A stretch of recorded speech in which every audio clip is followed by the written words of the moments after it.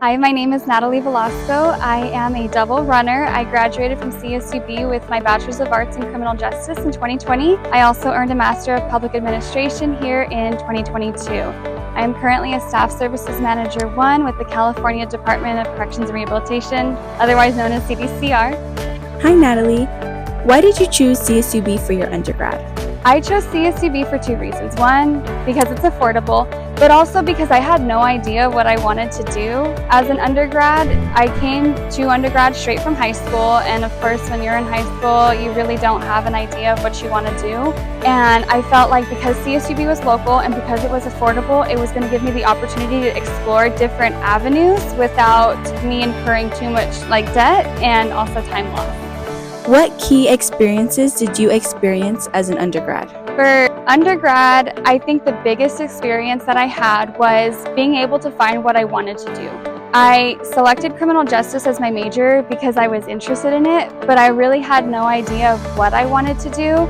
And of course, when you're a criminal justice major, people always ask you, oh, are you going to be a police officer? And I knew that's not what I wanted. So I joined the Criminal Justice Club, and we ended up going to a correctional facility out in Corcoran. And during that time there and visiting the institution, I realized that I really wanted to work with people who were incarcerated to connect them with meaningful opportunities post-incarceration. And that's where I found my passion. So after that experience, I began looking for work opportunities within correctional facilities, and I was able to find something in Delano as a teaching assistant at one of the correctional facilities out there. What led you to pursue the MPA program at CSUB? I wanted to pursue Masters of Public Administration because I felt like it would give me a broader skill set in addition to what I've already learned as a criminal justice major. A lot of the classes and the topics kind of overlap between criminal justice and Masters of Public Administration, and so I felt like pursuing an MPA would only broaden what I've already learned in undergrad. What are some defining moments or lessons that stood out during your MPA experience? During my MPA program, I did do research with the Student Research Scholars. I was a Kegley Institute of Ethics Fellow, and those opportunities really helped me to build my skill set in talking with higher level management, because when you're presenting your research or when you're going to the Institutional Review Board, you have to explain to these people why your research has meaning.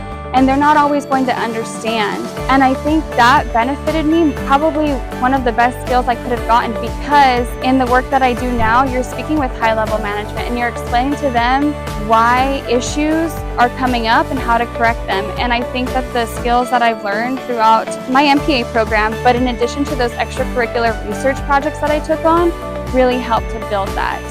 How did CSUB help prepare you for a leadership role in public service? Again, CSUB, especially with the MPA program, there were classes specifically focused on leadership. I remember taking a class on organizational change, of course, HR management, and those classes are all good because it sets the foundation for what you need and what you see in the workplace. Because, of course, you go into the workplace and you have this education, and it's so beneficial because you really start connecting, oh, I learned about this in my classes. Okay, how can I problem solve this with what I've learned in my classes?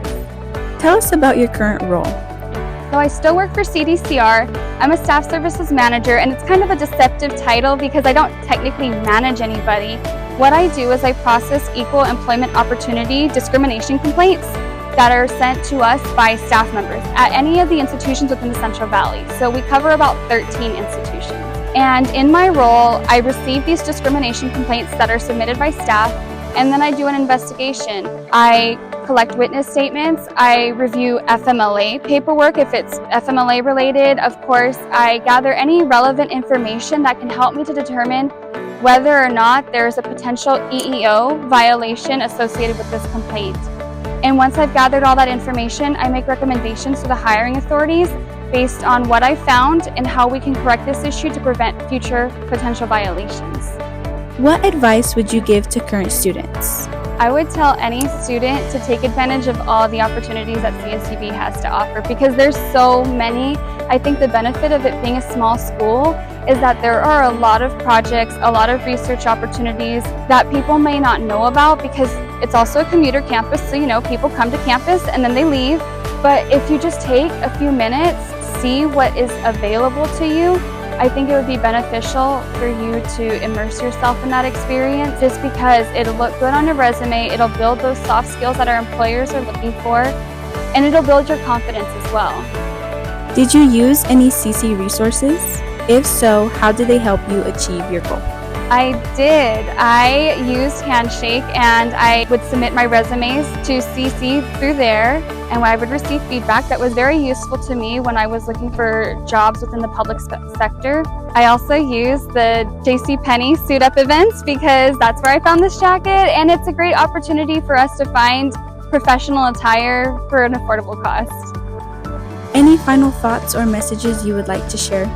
I would like to tell anybody who's considering higher education to do it, and don't let anyone discourage you or tell you that the value of your degree isn't there, because any education's good, and it's all about how you can use those skills that you've learned in your workplace. The degree doesn't necessarily get you the job, it's those soft skills and those networking opportunities that you learn that you can then translate into a job.